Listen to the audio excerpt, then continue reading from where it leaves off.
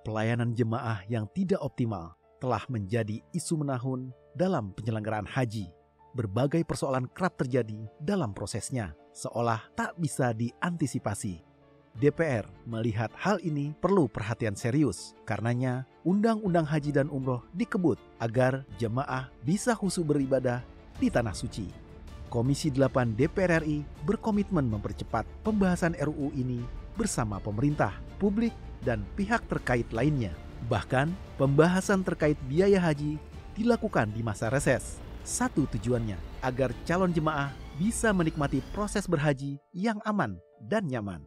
Selain membentuk Kementerian Khusus Haji dan Umroh, Undang-Undang Nomor 19 Tahun 2025 tentang penyelenggaraan ibadah haji dan umroh mengatur koridor pengelolaan haji dengan jelas dan komprehensif.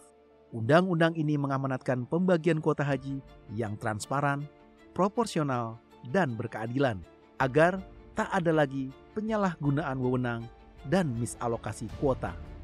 Amanat undang-undang ini kemudian diterjemahkan menjadi penyamarataan dan pemangkasan masa tunggu haji menjadi 26 tahun. Hal ini diharapkan menjadi solusi untuk mengurai antrian haji yang telah mencapai 5,4 juta orang.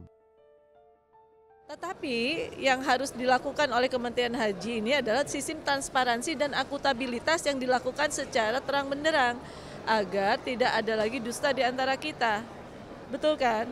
Tidak ada lagi sakwa sangka. Agar keterbukaan itulah yang harus dilakukan secara digitalisasi.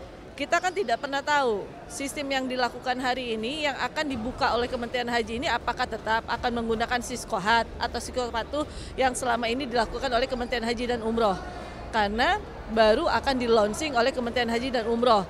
Apakah Haji Pintar yang dulu dilakukan oleh Kementerian Agama akan di-launching lagi oleh Kementerian Haji dan Umroh? Pasca biaya penyelenggaraan ibadah haji tahun 2026 ditetapkan, Kementerian Haji dan Umroh harus bergerak cepat. Sosialisasi sistem pelunasan biaya haji hingga simulasi dan pembekalan bagi calon jemaah atau manasik harus segera dimulai.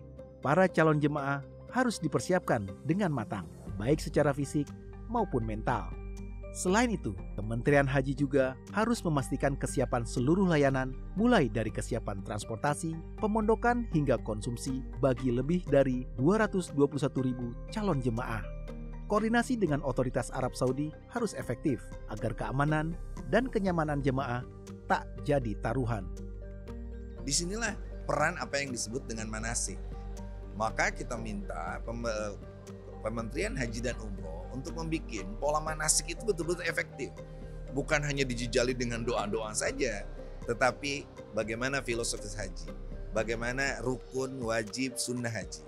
Setelah itu baru hal teknis, bagaimana cara naik pesawat, bagaimana cara buka hotel. Jadi jangan sampai ada orang tiba-tiba ditakut-takuti. Beberapa waktu lalu, Presiden Prabowo Subianto merencanakan pembangunan kampung haji bagi jemaah Indonesia di Mekah. Rencana ini diketahui telah mendapat lampu hijau dari Kerajaan Arab Saudi. Meski berbagai skema masih dikaji, DPR meminta pemerintah mempersiapkan rencana ini sebaik mungkin agar keberadaan kampung haji bisa meningkatkan layanan penunjang ibadah bagi jemaah Indonesia di Tanah Suci.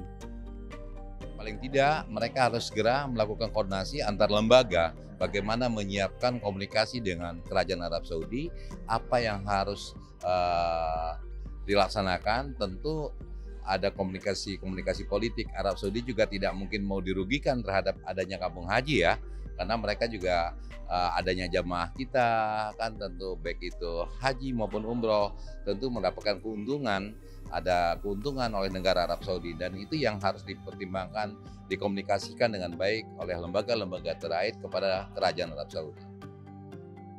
Tim redaksi TVR Parlemen melaporkan.